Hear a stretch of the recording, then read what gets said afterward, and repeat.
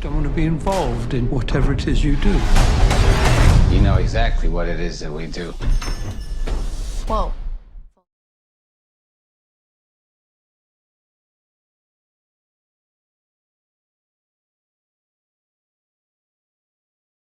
Mabel and Leonard's relationship is very much so father-daughter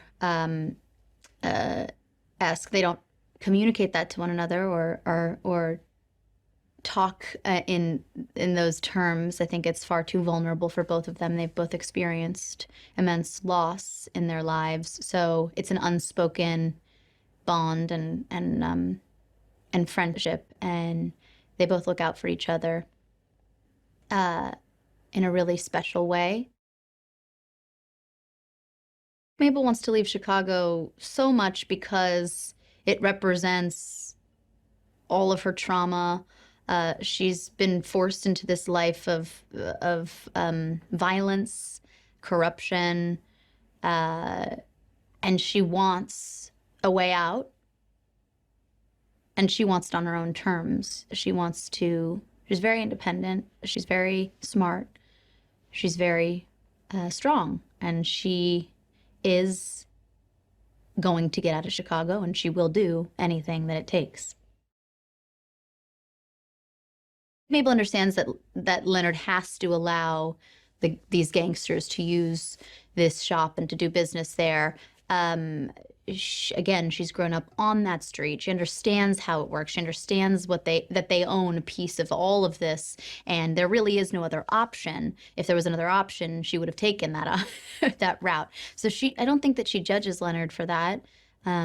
It's just, you know what you know, and that is what she knows. I think once he starts to, at one point, poke fun at her relationship to one of the gangsters, she has no option but to fight back and be like, you're no better. You're being a hypocrite. You make clothes for these people. You make money off of these people. You let these people do business in your shop. We're the same. We're doing everything we can to survive.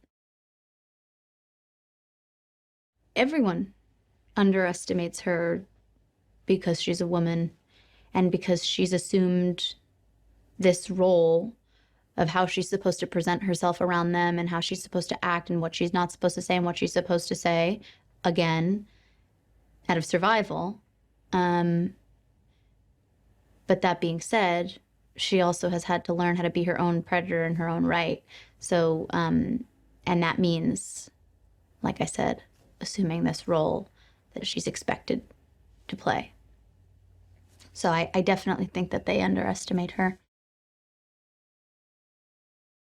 One of the best scripts I've read, so many years. And I actually read it years ago, and I got to meet with Graham in LA, and then about a year later, there was a table read in New York when I was working there, and so I got to do that. And then I continued to just email and bug and hope and wish, and then a year and a half later, we're here in London. So I've been, Mabel has been on my mind for years. This movie and this story has been on my mind for years, and it's very cool for it to all be happening.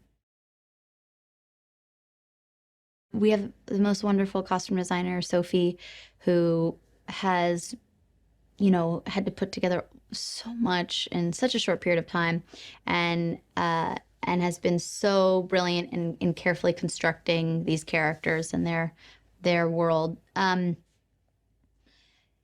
Mabel doesn't have much, and the money that she does make, she's putting away to get out of Chicago. So it was very important that we were careful in not,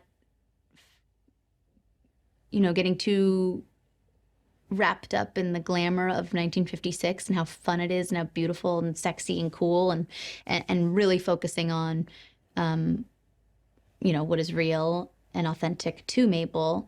I really wanted her skirt that I wear in most of the film we kind of put some holes in it and some patches on there. She has one coat, one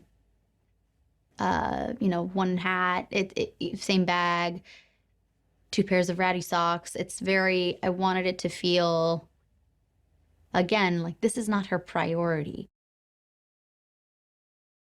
We've been able to actually, because this entire movie takes place on one set, we've been actually able to rehearse it in chronological order and then now shoot it in chronological order, which, you know, is extraordinarily rare. I've never had that experience. I know very few people who have. Mark Rylance and Graham Moore were very adamant on having that time, which is just the greatest gift and the most fun. So, you know, that was just such a special, unique experience. I don't even know how to talk about Mark without sounding crazy. He's magical. I mean, it's easy to say magical, but really what it is he's kind, he's generous, he's uh, loving, he's interested, he's interesting, he's curious, there's a childlike sense of wonder, he's humble. Like, he is all of these things that like create what I can't help perceive as magic. He's, you know, and he brings that to all of his characters, and he brings that. I mean, there's a reason why he is one of the greatest actors of all time. I've learned so much from him,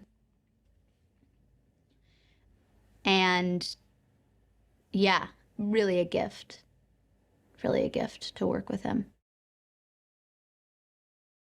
Dylan O'Brien and Johnny Flynn, I mean, they are also so just wonderful, such fantastic human beings and actors.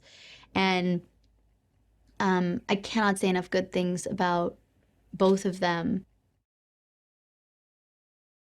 Graham Moore is our brilliant writer and director, and it's funny you just said that it's his first time directing, which even hearing that is shocking to me. Such a beautiful director, and so calm under pressure, amazing actor insight and instincts.